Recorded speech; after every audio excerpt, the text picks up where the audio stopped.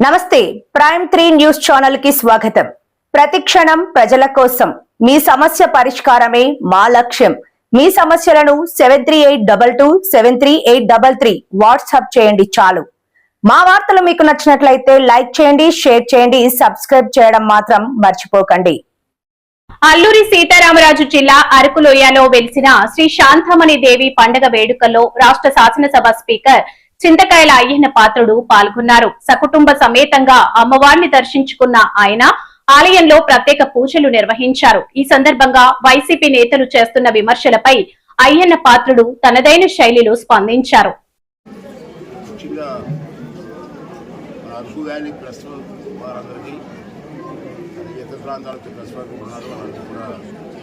నమస్కారం తెలియజేస్తూ శాంతమ్మదేవి ఆశీర్వాదం కుటుంబాలందరికీ ఉండాలని మనస్ఫూర్తి కోరుకుంటున్నాను. ఇది మా ప్రత్యేకత ఏంటంటే, నాకు ప్రత్యేకంగా రావడానికి కారణం ఏంటంటే, వీరు వేరే ఏకాశమ్మ గారు అని చెప్పి మా నాన్నగారి టైంలో కుటుంబం మేము పుట్టలేదు. ఆ కుటుంబం పెద్దలు శ్రీనాథరావు వాళ్ళ నాన్నగారు అంతా కలిసి మరి ఎందుకు వాళ్ళకి ఆలోచించిందో అమ్మవారు ఆదేశం మేరకు ఇక్కడ గుడి కట్టాలని చెప్పి నిర్ణయం తీసుకోవడం జరిగింది. నాకు తెలిసి దీన్ని కట్టి 40 సంవత్సరాలు అయి ఉంటుంది. నేను గత 10-15 సంవత్సరాల నుంచి ప్రతి పండగకి వస్తున్నాను ఫ్యామిలీతో. కానీ గత 2 సంవత్సరాల నుంచి రాలేదు. నేను వేరే రాజకీయ కారణాల వల్ల క్యాంపుల వల్ల రాలేకపోయాను. అప్పటి నుంచి నాకు ఎప్పుడు వెళ్ళాలని కోరుకుంది. మొన్నే నర్సిపాడులో కలిసినప్పుడు, ఈ కుటుంబ సభ్యులను కలిసినప్పుడు నేను 2 సంవత్సరాల నుంచి రాలేదు. ఎట్టి పరిస్థితుల్లో ఈ సంవత్సరం వస్తాను, అమ్మవారి ఆశీర్వాదం తీసుకుంటానని చెప్పి ప్రత్యేకంగా రావడం జరిగింది.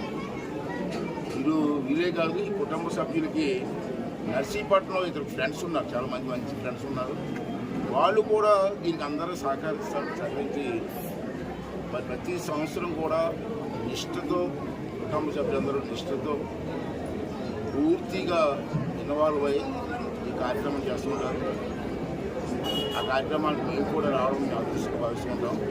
అదే కాదు, ఇది ఈ గుడే కాదు, నర్సీపట్నంలో మేము మైడమ్మ జాతర కానీ, మోకారమ్మ జాతర కానీ మా ఊరికి ఫేమస్.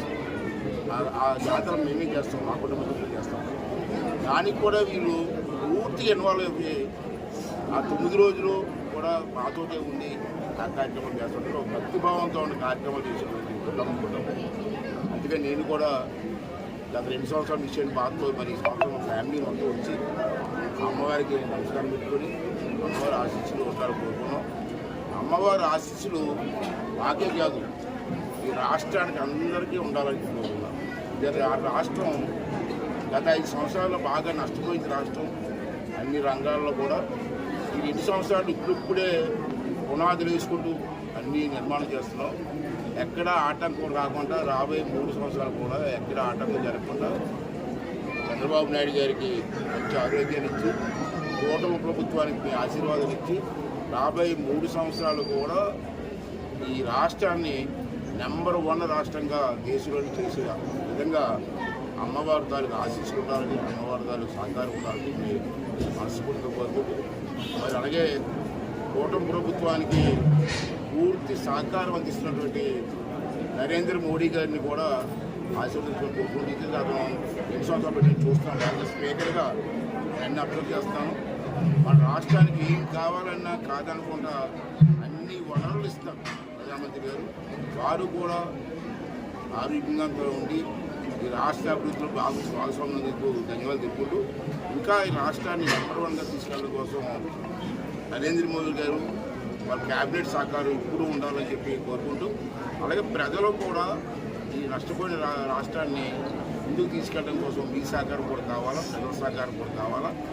అందరూ కలిసి అమ్మవారి ఆశీస్సుతో ఈ రాష్ట్రాన్ని బాగు చేసుకుందాం, నెంబర్ 1 రాష్ట్రంగా చెప్తాం, అభివృద్ధి చేసి రాబోయే తరం వారికి అభివృద్ధి అందించడం కోసం మనందరం కూడా ప్రయత్నం చేయాలని చెప్పి కోరుకుంటూ, మా ప్రయత్నానికి అమ్మవారి ఆశీస్సులు ఎప్పుడూ ఉండాలని చెప్పి అమ్మవారిని కూడా కోరుకుంటూ సెలవు తీసుకుంటున్నాను. Thank you.